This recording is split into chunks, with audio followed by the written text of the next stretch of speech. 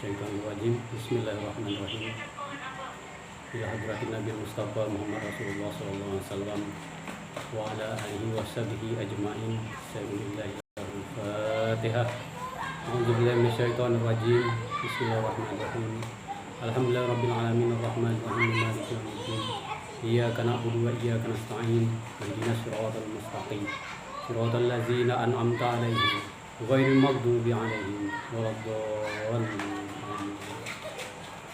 Sunnah hadrati ikhwani minal anbiya wal mursalin wasyari wasyarihin wal alamin wasannatin jamil malaikatil muqarrabin.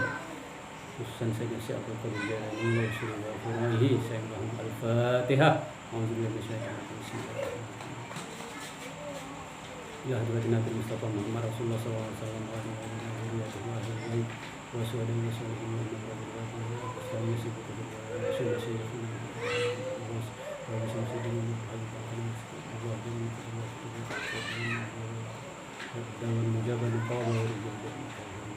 Al-Fatihah. A'udzubillahi minasyaitonir rajim. Bismillahirrahmanirrahim. Alhamdulillahirabbil alamin arrahmanir rahim maliki yaumiddin. Iyyaka na'budu wa iyyaka nasta'in. Ihdinas siratal mustaqim siratal ladzina an'amta 'alaihim ghairil maghdubi 'alaihim waladdallin. Amin. Alhamdulillah, jumpa lagi kita pada kesempatan ini. Allah masih memberikan kita nikmat umur, kesehatan, kesempatan, iman dan Islam. Semoga Allah Subhanahu wa ta'ala selalu mencurahkan rahmatnya dan ridhonya pada kita semua. Amin Allahumma amin. Salawat dan salam kita kirimkan kepada junjungan kita Nabi besar Muhammad sallallahu alaihi wasallam. Allahumma shalli ala sayyidina Muhammad wa ala ali sayyidina Muhammad. Semoga kita mendapat syafaatnya di yaumil qiyamah nanti hendaknya. Amin ya rabbal alamin. Dan juga kita semoga selalu diberi kekuatan oleh Allah Subhanahu wa ta'ala untuk dapat melaksanakan sunnah-sunnah beliau, melaksanakan apa-apa yang telah dirisalahkan oleh Nabi kita yang tercinta Muhammad Rasulullah sallallahu alaihi wasallam, Habibullah, kekasih Allah, khatamun nabiyyin, penyelamat, pemberi syafaat di yaumil qiyamah nanti hendaknya kita dapat selalu bersalawat kepada beliau.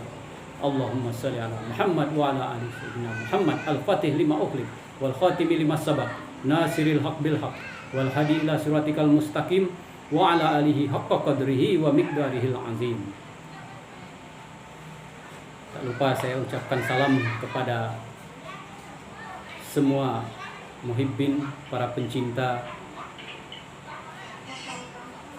dan para yang dicinta, semua yang dicinta oleh Allah Subhanahu wa ta'ala. Assalamualaikum warahmatullahi wabarakatuh. Pada kesempatan yang berbahagia ini, mungkin di antara kita bahkan sudah banyak yang mendengar di tahun-tahun ini ada berita bahwa di tahun-tahun yang akan datang, pada tahun 2023, dunia akan bagaimana. Ada yang mengatakan akan gelap gulita. Semua negara-negara asing sudah mulai khawatir. Dan banyak sekali ungkapan-ungkapan yang bisa saja itu membuat kekhawatiran bagi orang yang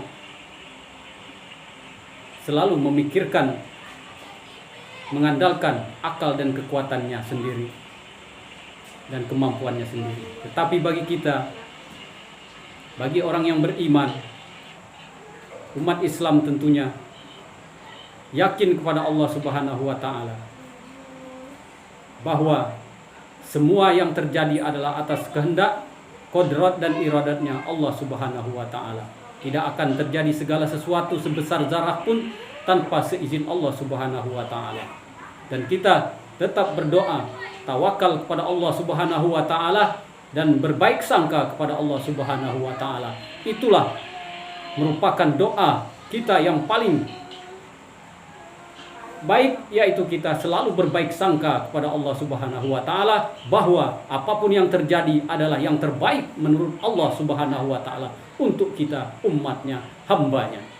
Karena itu hendaklah kita selalu bersyukur kepada Allah Subhanahu wa taala, berzikir mengingatnya dimanapun saja kita berada, dalam keadaan duduk, berdiri, tegak, berbaring, seluruhnya ke aktivitas kita hendaknya selalu berzikir, meminta perlindungan kepada Allah Subhanahu wa taala dengan zikir-zikir kita, baik secara lisan maupun dalam hati kita, zikir yang khafi, zikir yang halus. Hendaknya selalu kita mengingat Allah Subhanahu wa taala dimanapun kita berada.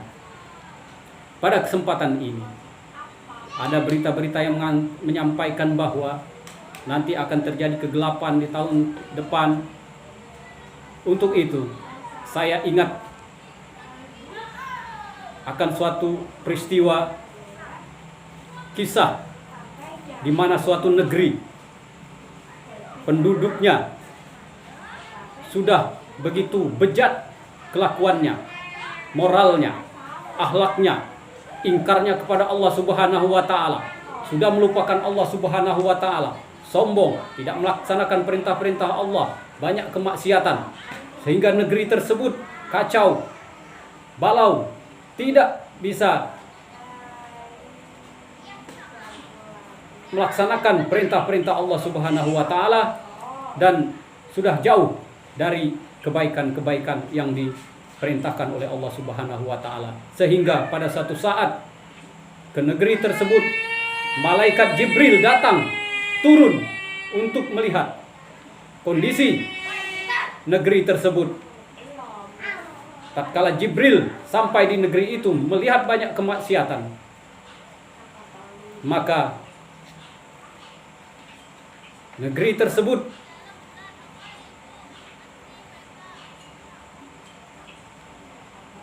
sudah ingin dibalikkan, dihancurkan oleh malaikat Jibril karena kesalnya terhadap kemaksiatan yang terjadi di negeri tersebut.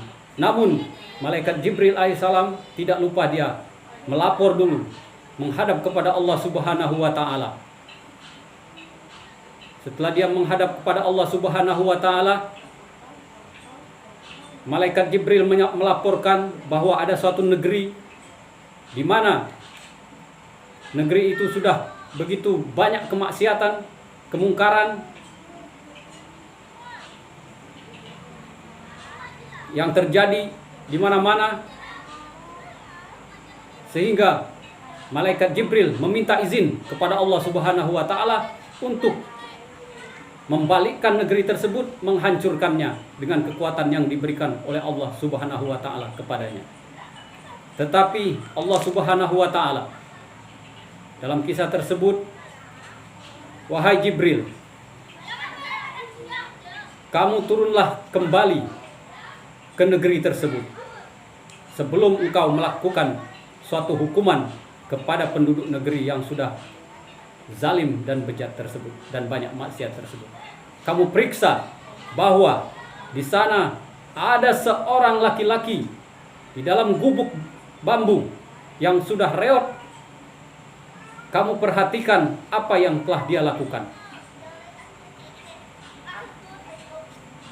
Kemudian malaikat Jibril turun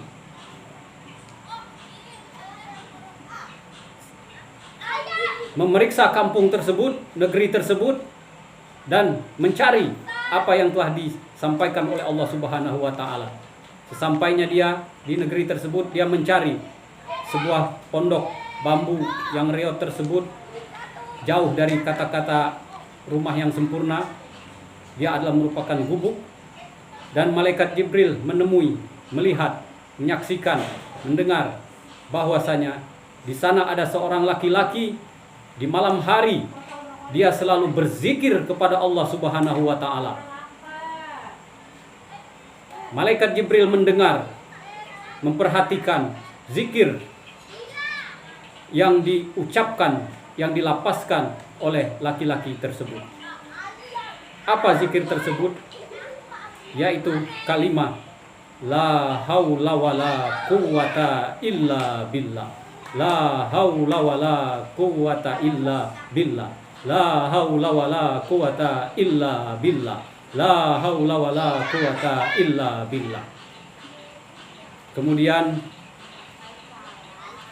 malaikat Jibril kembali menghadap Allah Subhanahu wa taala dan melaporkan bahwa benar di dalam gubuk bambu tersebut ada seseorang yang sedang berzikir menyebutkan memujimu dengan sebutan la haula wala quwata illa billah.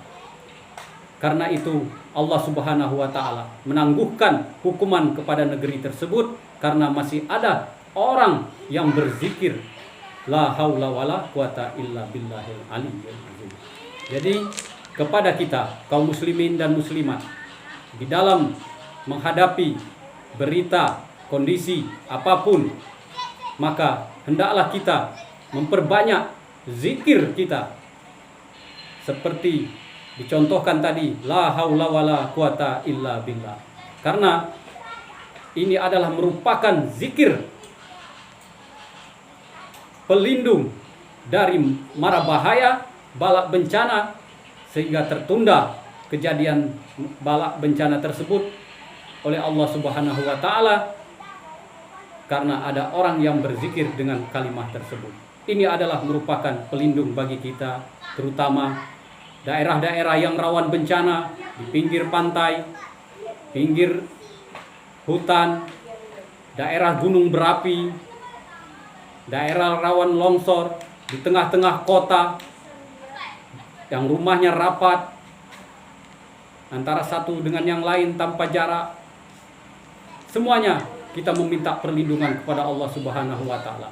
Ini peringatan kepada kita umat Islam di Indonesia, di Nusantara, bahkan di seluruh dunia untuk bisa mengamalkan zikir ini karena sudah diajarkan oleh para kekasih Allah, diajarkan oleh Rasulullah SAW. Ini merupakan kisah yang betul dikisahkan di dalam kitab-kitab yang sudah masyhur tentunya oleh para ulama, menjadi amalan-amalan penting yang selalu diamalkan. Bahkan Imam Al-Ghazali memberikan wiritan zikir setiap hari 1000. Di antaranya zikir yaitu la haula wala quwata illa billahil aliyyil azim di setiap hari Senin. Untuk zikir ini hendaklah kita amalkan tiap hari, hendaknya di rumah kita masing-masing, di tempat tinggal kita masing-masing, di setiap kesempatan gunakanlah waktu untuk berzikir. Semoga kita dihindarkan dari bala bencana yang sudah begitu banyak kemaksiatan di negeri kita ini. Mudah-mudahan dapat bertaubat semuanya kembali kepada Allah Subhanahu wa taala, bertaubat yang sebenar-benar taubat sehingga kemaksiatan dapat berkurang. Walaupun belum semuanya berkurang, tapi hendaklah dengan pertolongan Allah Subhanahu wa taala kita semakin meminimalisir apapun kemaksiatan yang dapat kita cegah. Bisa dengan tangan yaitu petugas-petugas, kemudian bisa dengan lisan yaitu ulama-ulama, bisa dengan tidak bisa mempunyai daya dan kekuatan yaitu para orang-orang yang lemah, dengan diam. Janganlah kita membuat kerusakan. Tidak bisa memperbaiki, janganlah kita merusak. Mudah-mudahan ini bermanfaat untuk kita semua. Dan zikir la haula wala quwata illa billah ini juga merupakan zikir tanaman surga yang diamanatkan oleh Nabi Musa alaihi salam di saat Nabi Muhammad sallallahu alaihi wasallam Isra Mi'raj di langit yang ke-6 bertemu dengan Nabi Musa alaihi salam. Itu Nabi Musa alaihi salam berpesan kepada Nabi Muhammad sallallahu alaihi wasallam supaya anjurkanlah umatmu untuk menanam tanaman surga. Apa itu tanaman-tanaman surga? Yaitu la haula wala quwata illa billahil azim. Mudah-mudahan kita dapat hidayah, kekuatan untuk selalu berzikir kepada Allah Subhanahu wa taala. La haula wala quwata illa billah. La haula wala quwata illa billah. La haula wala quwata illa billah. La haula wala quwata illa billah. Demikian, terima kasih. Segala sesuatu adalah atas izin Allah Subhanahu wa taala. Tetapi izin belum tentu redho. Kalau dia baik perbuatan yang diperintahkan Allah Subhanahu wa taala, diizinkan dan diredhoi. Tetapi kalau itu perbuatan maksiat, walaupun diizinkan tetapi dimurka oleh Allah Subhanahu wa taala. Demikian, terima kasih. Wallahu muwaffiq ila aqwamit thoriq. Wassalamualaikum warahmatullahi wabarakatuh.